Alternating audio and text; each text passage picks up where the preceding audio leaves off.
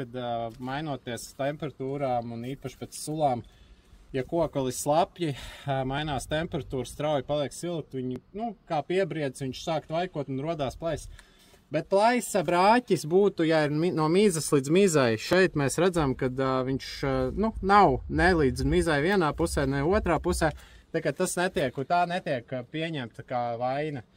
Ja ir no mīzas līdz mizai, un viņš ir te kādus 3 centimetrus jau aiziet baļķī, tas būs C, bet viņš nav brāķis, jo, teiksim, lobītājs iedurās tāpat no galiem, un tur viss pa vidi labi.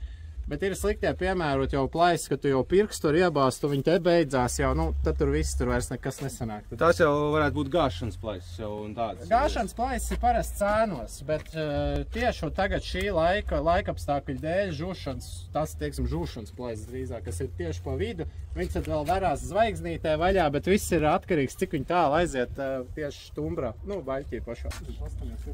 Šeit var ātri pastīties labs piemērs, kā es minēju. Atcerējamies, mums bija tās B klases finieris, tas smukais, kuram ir viens mazs zariņš, vai ne?